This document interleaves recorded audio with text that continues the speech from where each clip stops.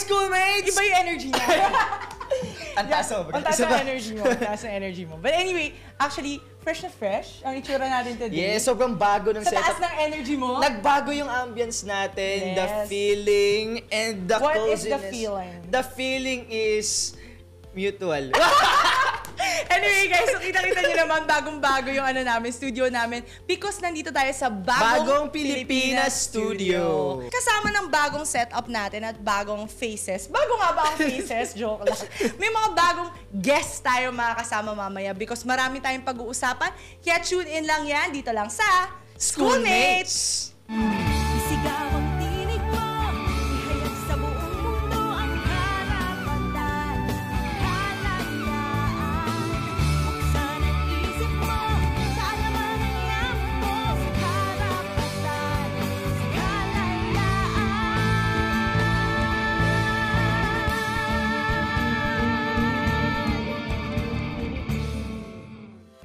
So, para sa ating topic for today, so, kanina pinag-usapan namin, parang, shucks, most of the graduating students ngayon, di ba, parang pinag-iisipan na nila saan sila magtatrabaho. And we've had that in the previous episodes before. So, isa dun sa mga nabanggit talaga nila was, ano ba yung bet ko? Is it like work from home? Is it remote work? Or is it on-site? So, that's exactly what we're gonna talk about. So, James, hit it up. Pero bago ang lahat, kilalanin muna natin ang mga schoolmates natin na kasama natin ngayon. Andito ngayon si Frances, si Joshua, and si Angela. Frances, state your age, name, school, and course. This 23-year-old stunner... Oh, go. Introduce Thank you for yourself. that wonderful question. Ganun talaga yung opening namin, guys. Go. So, ako po si Frances Helena, and I'm 20 years old, turning 21 na next month. And I'm from UST, University of Santo Tomas. And Shoutout ka naman dyan sa mga ano natin. sa mga mga kakilala ko po Hindi, dyan, ganun. nandito na po ako. Wow. Are you proud? Are your Very proud blockmates naman. proud? Dapat proud sila sa akin. Yes. And your course, of course. Course of course. Course of course. Yes. Yan na pala yung game natin today, no? So, go, Frances. Nagte-take up ako ng creative writing. Creative writing. Wow. Oh, medyo masasabak natin yan later. Lagot tayo dyan. Mapalakpak siya and therefore, you're next. Ayan, so, hi guys. Ay, iba Ayan, so, yung voice. my name is Josiah Cruz, 22 years old, fourth year student from STI College of Fairview. I'm Yes. currently taking Bachelor of Arts in Communication. Medyo But, modulated yung voice niya, Oo nga no? Kaya I heard, di ba, parang may talent daw to, may hidden talent daw to si Josh. Pa-sample nga niyan, Josh, kung totoo eh. Hiya pa siya pakuha niyan, na eh. yung mic. Pakuha na yung mic. Support ako ng isa sa mga singing organization sa school namin. And Right. work ko din siya at the moment. So like, pakitaan mo kami. So Sa sample niya, pakitaan mo so kami ng sino ka. Singer talaga siya Di, professionally. legit di talaga namin ile-let go to hanggat di ka mag-sample. So Totoo. like, you better. Hindi ako nahiya. Go. Sorry, Nicolette. Nag-request ka pa talaga. Sige. Voice of an angel like a symphony.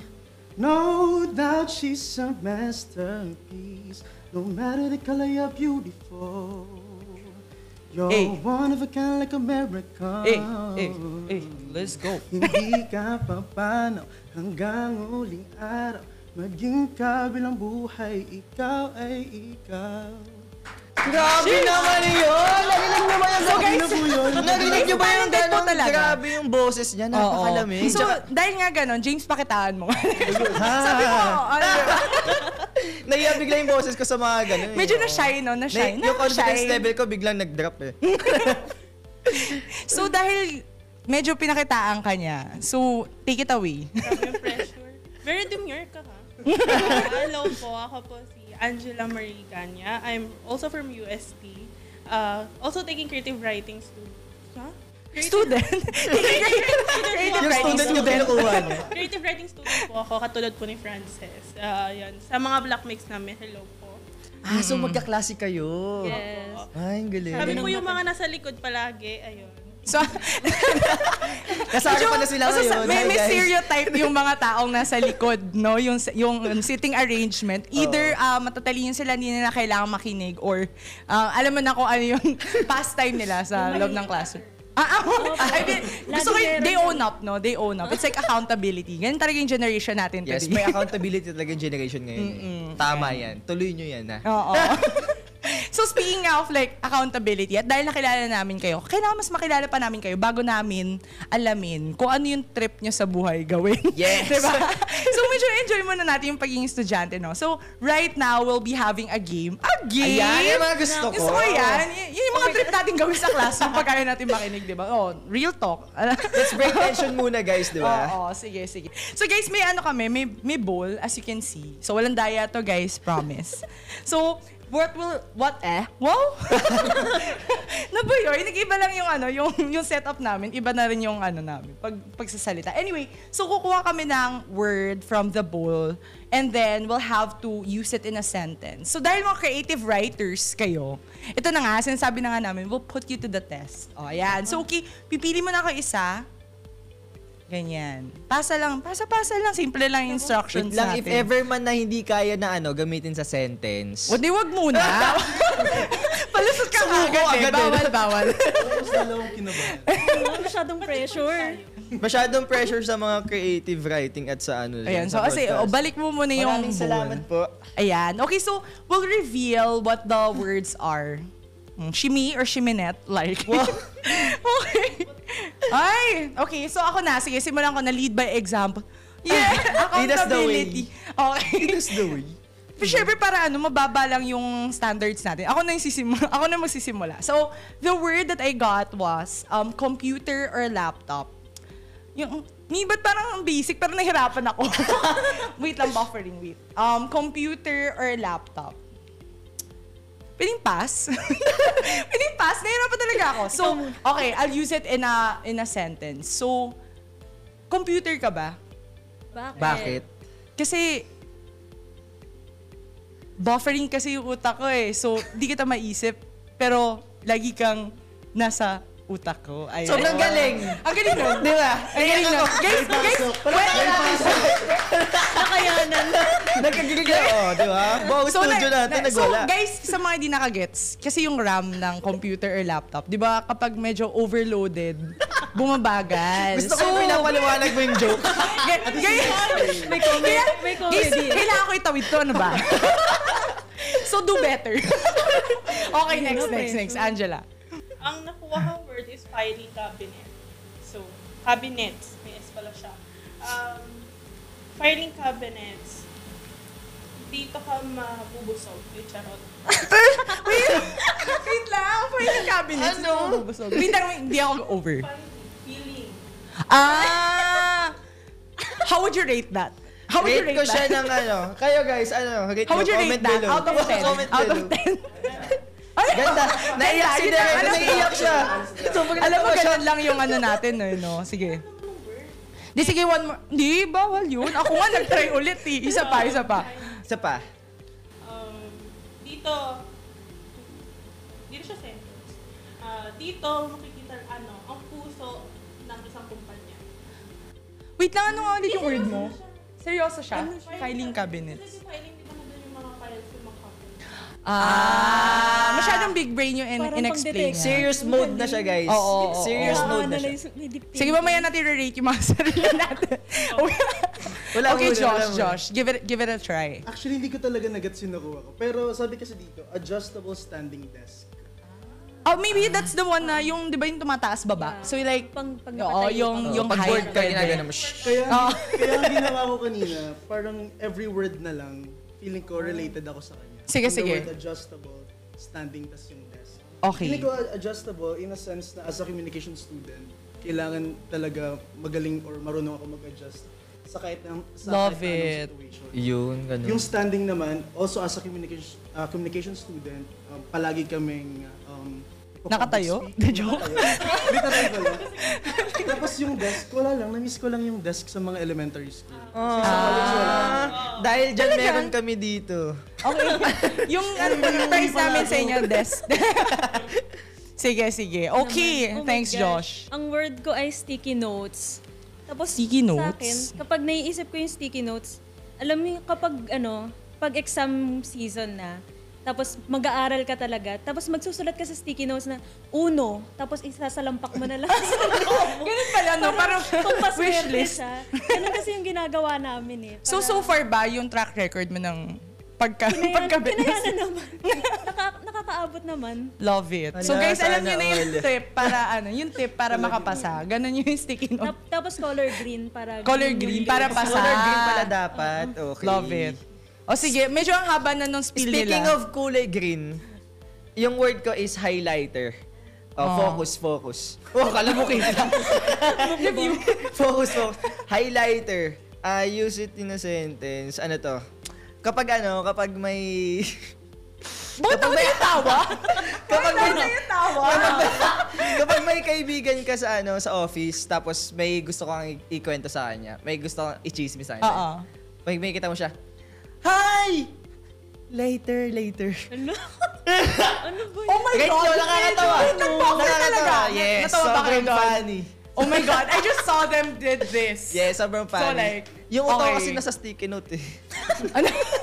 Hindi. Yung Yung naisip ko dun sa highlighter, alam mo yung friend mo na, kapag kunwari, may sinabi ka sa kanya na, uy, huwag mo sasabihin sa iba, pero na-highlight niya na sa iba. So, so, May kilala akong ganyan. Naiiyak ka. or yung sasabihin ng prof mo na, highlight all the important parts of the book. Pero yung buong book yung kilalayan mo. Okay. Or sige. important siya, kaya i-highlight mo din siya. Oh! Ala! Sige hala. na. Next na tayo. Okay. May take two. Sige, game. Next game. Next Wala word. na Next word. Akala ko isa lang. Meron yan, ano pa yan? 30 Guys, kasi daw wali daw yung mga sinabi yan. So, you have to redeem yourselves. Redeem. We believe in second chances dito sa sa episode na to. Ang hirap naman ito. Ba't ang dami? Uy, hala siya. Medyo big. Okay, so I think like the second part of the game was more of giving us an adjective and then we have to Okay. also use it in a sentence. So, ba't ako yung nauna? It's Madaya. Sayang, You should kala ko do di mo it. na mapansin eh. Kasama pala sa klase. Ikaw na pala. Ang word ko is flexible. Siguro as someone na especially kapag nasa workplace environment ka, dapat importante na dapat flexible ka sa lahat and you know how to adapt. Kasi kapag may mga bigla ang ipapagawa sa ng head mo or boss Like, mo or kagaya today. kaya gaya today, di ba? Kailangan you know how to adjust and to be flexible para magawa mo ng efficient yung pinapagawa sa yung task. Love it. Yes. Seryoso agad. Medyo na agad siya. Bawal Like na serious daw mood. Okay. Thanks. Sa akin, innovative yung sa akin. And I think, syempre, importante siya sa course ko, lalo na as creative writer. Kailangan may mabibigay ka talaga na something new kapag magsusulat ka ng story. So, ayun. I think very relate siya sa akin. Love it. Very me. Very Next. Sa akin yung word, comfortable. To be honest, ngayon, actually ito yung nararamdaman ko ngayon. Discomfort or Discomfort or comfortable? discomfort or comfort? Kasi parang first time ko lang din na like makakita ng yan mga ilaw, yung mga Bakit madilim ba yung bahay? dim lang. Tapos Dim lang, na dim. medyo nawala na yung kaba ko na nagkaroon na ako ng chance na makausap kayo personally. Yes. love Kami it. tuloy yung kinakabahan. Iyak siya. Naiyak. Naiyak siya kasi pinakanta agad siya kanina. Unang So, salpak comfort- kanta. Yeah. So nice na you're now comfortable. Kasi mamaya papasampulin ka ulit. Na joke. Okay. Ikaw, Angel. Ang nakuha kong word is either meron tayo wala, budget or income. I say wala. Wala na. Ito yung palagi natin hinahanap sa buhay. Correct. Tama. Tama ka dyan. So, ang sentence ko, uwi ka na. Bakit? I don't get it. Meron ka ng Okay. income eh. Okay. Kala ko budget. Uwi ka na, miss na kita. Oh my God. Okay, I didn't get it. But anyway, thanks for the input. Thanks for the input. Guys, sabi ko nga sa inyo, buffering nga yun. Like a RAM ng computer or laptop. Hindi, joke lang. Tinatawid ko lang. Anyway, that's not even important. So, I should tell you. Okay, so kailangan productive. So, guys, parang I think at this stage of my life, wow, tanda. Kapag sinasabing productive, di ba parang the generation's always being pushed na dapat mas maraming output, kailangan bigger, better, faster lagi yung output natin every day. So, parang ang hirap makisabay. Totoo. Na nag-iiba din yung environment mo. So, parang paano ka mas magiging productive kung mas marami na nakikihagaw ng attention mo? Sala! Joke lang. So, productive. Kung sino mang nagiging reason ba't di ako productive. Kilala mo na kung sino ka. Sa lahat ng mga nag-aabang. Wala. Hindi pwede. So, yun guys. Actually, that's the end of our game. So, yun na rin po yung episode namin. Thank you so much for listening. Joke. And that's it for today's video.